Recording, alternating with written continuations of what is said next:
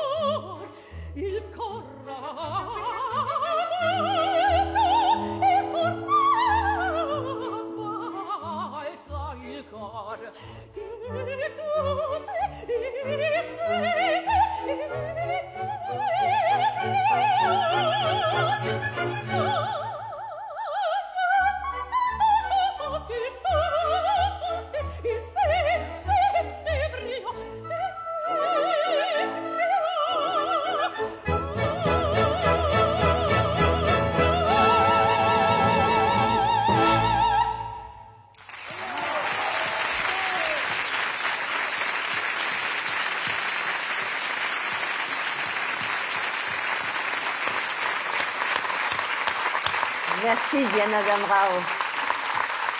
Et merci à l'Orchestre national de France sous la direction de James Gaffigan. Merci de nous rejoindre. Votre mari est là, la basse Nicolas Testé. Merci donc d'être avec nous aussi ce soir. Alors, vous essayez de chanter le plus possible ensemble, toujours dans le même opéra. Vous dites jamais sans mon homme, jamais sans ma femme. Comment ça se passe? Jamais sans les enfants, surtout. Voilà, c'est ça. Qui nous suivent partout. Mais on essaye souvent de chanter ensemble ou dans les mêmes maisons, en même temps, si possible. Voilà. Oui. Aussi dans différents opéras. C'est pas nécessaire qu'on chante ensemble aussi. Mais c'est plus beau. Vous chantez peu de rôles en commun. C'est pas frustrant, justement, de pas chanter ensemble, justement? Non? Non. Non? Non. Non. Bon, on laisse les duos d'amour, c'est pas pour nous sur la scène parce que le basse, la basse et le soprano. Bon. Mais on chante et on vit tout le reste des sentiments qu'on peut avoir. Et quand vous dites avec les enfants aussi, ça veut dire que vous trimballez les enfants avec vous? Ils nous suivent partout. Et comment on fait avec l'école? Alors, l'institutrice nous suit également. Alors, c'est toute une organisation. Ah oui, c'est toute une organisation, oui. Oui. C'est pas toujours simple. Alors, je veux pas être indiscrète dans vos vies, mais quand vous êtes à l'hôtel, les enfants sont dans une chambre et vous répétez dans l'autre non? Non, en fait, on loue un appartement quand on est sur place 2 mois, quand on est aux États-Unis ou en Asie, on loue souvent des appartements et puis il faut aussi une chambre pour l'institutrice. Ah oui, non, mais c'est quand la famille Testé Damrau se déplace, c'est toute une histoire. Tout le cirque voyage. Et alors, c'est comment quand on s'écoute chanter? On est critique pour l'autre? Ça vous arrive à la fin d'une représentation? Ah, j'ai posé une question vache, apparemment. À la fin d'une représentation, vous pouvez dire t'étais pas top ce soir? Oui. Oh oui. Il le dit? Ok, merci. Non, elle me le dit. Ah bon? Non, Moi, je lui dis jamais. non, non, on se critique avec amour. Et comme ça, on peut se développer. Il paraît que vous adorez le rock et le flamenco, Diana, c'est vrai? Ah oui. Et vous, Nicolas, aussi? Oui, beaucoup. Oui, oui. En ce moment, les petits écoutent beaucoup Michael Jackson, donc on oui. écoute Michael Regarde. Jackson. On est oui, moonwalk au moment. Moonwalk et ça. Oui, le registre est quand même varié et vaste. Merci beaucoup, Diana, d'être venue ce soir. Et vous, Nicolas, je vous propose de rejoindre l'Orchestre national de France pour un extrait de la Gioconda de Ponchielli, compositeur italien du 19e siècle et professeur de Puccini et de Maschiani. La Gioconda est son opéra le plus célèbre. Il est très difficile à monter car il faut 4 voix d'exception, comme on dit, pour le trouvère. Il en faut 6 pour chanter la Gioconda. Alors ça se passe à Venise et c'est tiré d'un drame de Victor Hugo. Enzo, un noble italien, revient à Venise déguisé en marin, aimé de la Gioconda qui est cantatrice, mais pas de chance, il aime Laura, la femme du grand conseiller d'État Alvise. Et l'air que nous allons entendre est justement celui d'Alvise qui, ayant découvert l'infidélité de sa femme, décide de la forcer à boire du poison, mais de nouveau, pas de chance, c'est la Gioconda qu'il prendra. Si vous n'avez pas tout compris, c'est pas grave. L'important, c'est d'écouter maintenant Nicolas Testé dans Ombre di mia prosapia, ombre de mes ancêtres.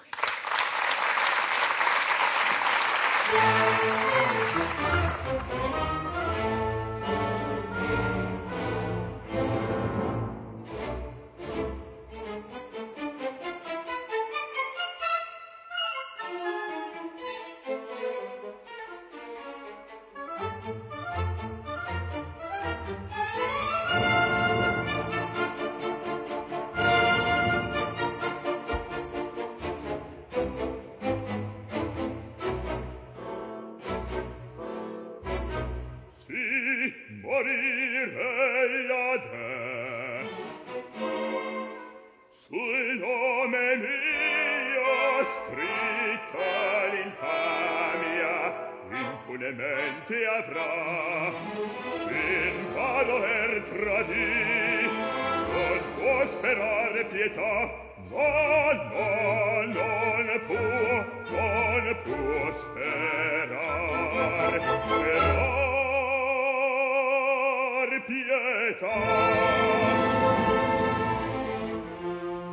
Se ier non lagermi nell'isola fatal, questa mia man l'espiazion non fia tremenda meno. Ieri un pugnal le avria squarciato il seno, oggi il ferro non è, sarà un veleno.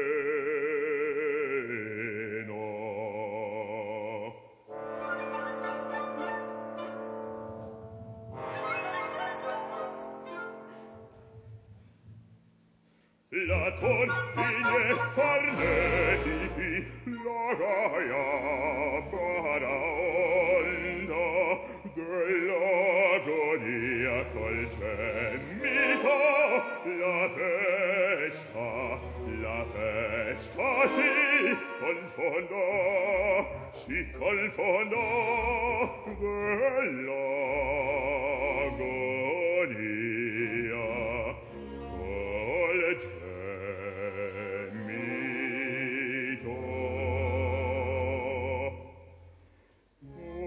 Ombre di mia prosapia,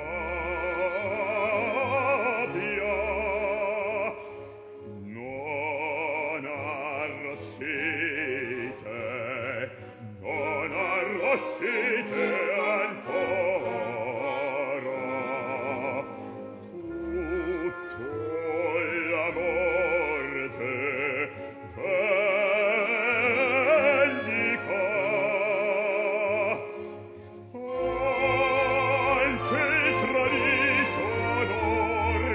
anche il tradito onor.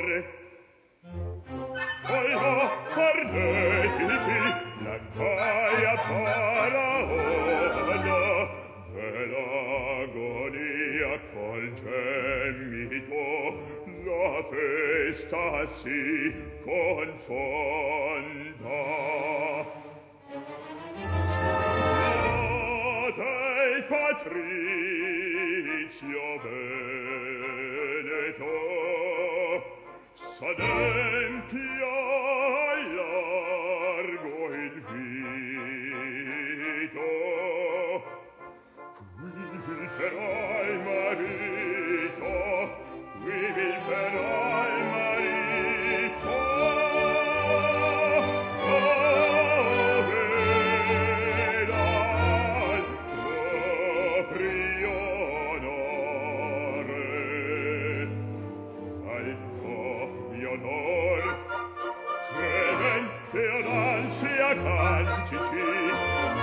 Fremente ad anse, fremente ad anse, e un infedel che muori, e un infedel che